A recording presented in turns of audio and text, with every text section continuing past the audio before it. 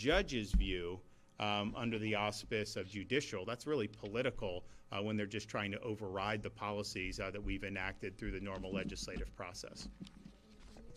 The president talking about eliminating vote by mail. Do you think he has the legal authority to do this, and do you think it's sort of hypocritical considering? So it's interesting. So I've talked to the president because he's a Florida voter, and what he means by vote by mail, I think, just in my conversations, is the states like California and Nevada and others where they just send all these ballots out into the ether, basically.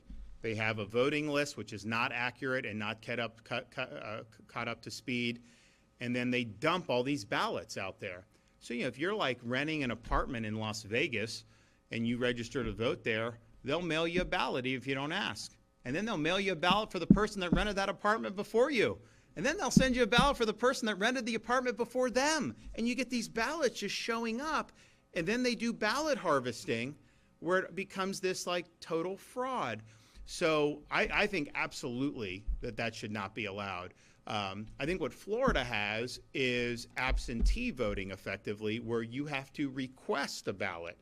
The state of Florida and the local they are not authorized to mail anybody a ballot on their own. They can send you for absentee. And obviously, we've got snowbirds. So it's popular to have that option. Clearly, you would need some absentee for military overseas, right? I mean, so that's at a minimum, you'd need that.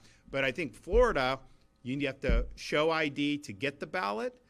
You have to show ID when you turn it in to verify it and put that on the thing. So this is all being checked, and there's no ballots that are just out there floating around without that. We also ban ballot harvesting in Florida.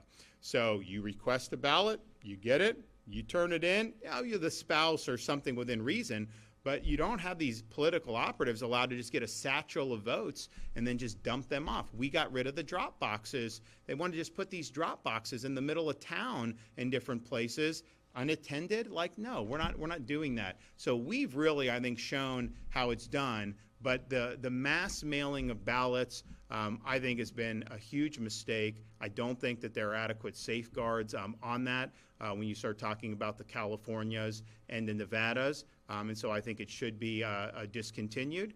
And look, I would be fine, voting, on election day. Now, a lot of people like having the time to early vote or whatever, and so that's just been built into Florida's system. But the old-fashioned way was fine with me. But definitely, just sending out ballots like that, huge potential. And when you pair that with ballot harvesting, it's like, are we trying to determine the will of the people, or are we just trying to determine, who's got the best political operatives to grab these votes and just beg people to give them their ballot?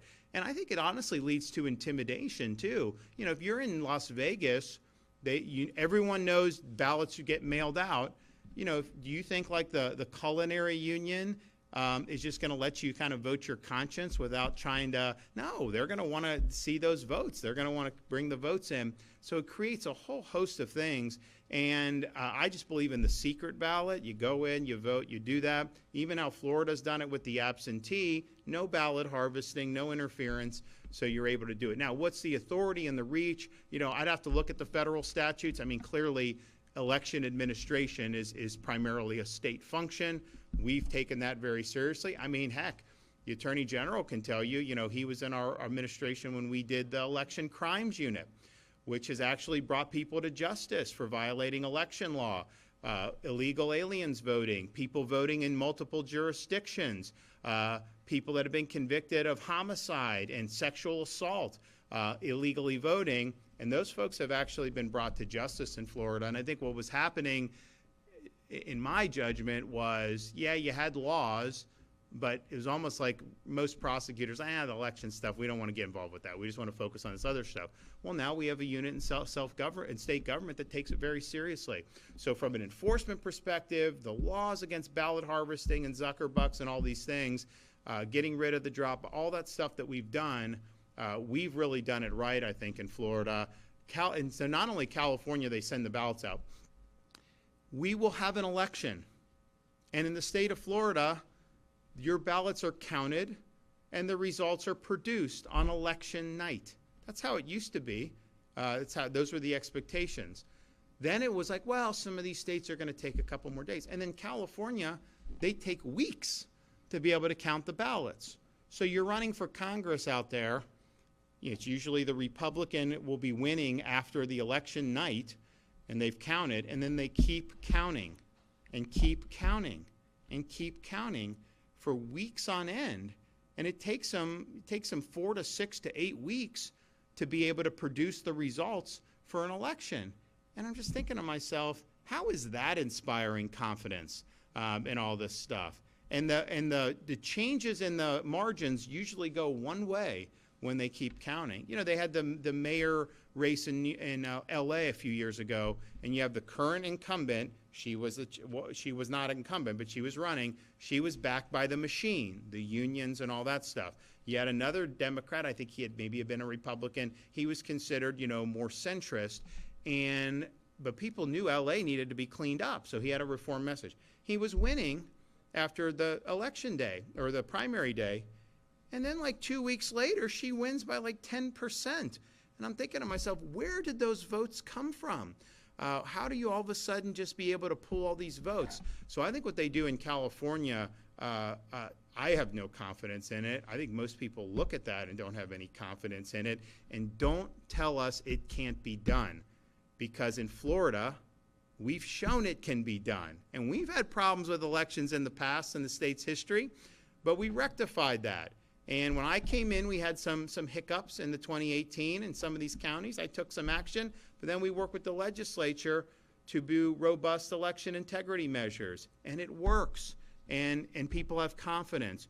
And I've not seen, since we've done our reforms, there's never been any election result that I've had any issue. I mean, because the ballot, you know how many ballots have been cast, you see how many have been counted, and you see the result. With California, you don't even know how many votes are outstanding. Like they can, you know, postmark it on election day and it gets there 10 days later. Oh yeah, we'll count that still. I mean, so we showed it can be done. I think our model is the best model for the country. But, you know, I think Congress may be able to do some things to make it so that these states are not able to pull some of the shenanigans they did. But you remember back during COVID, you know, they were trying to get me to cancel some of these elections because I was like, no, we're going to do the same thing. But what happened is they put a lot of money in the CARES Act to really underwrite this whole mail-in ballot situation, and that really exacerbated the problems in the 2020 election like we've never seen before. So I mean, people ask me like, oh, you know, Florida, you guys are leading this. You just how you do it. I was like, you know, as governor of Florida, I get this great cheat code. All I got to do is look to New York, Illinois, California, and then do the opposite.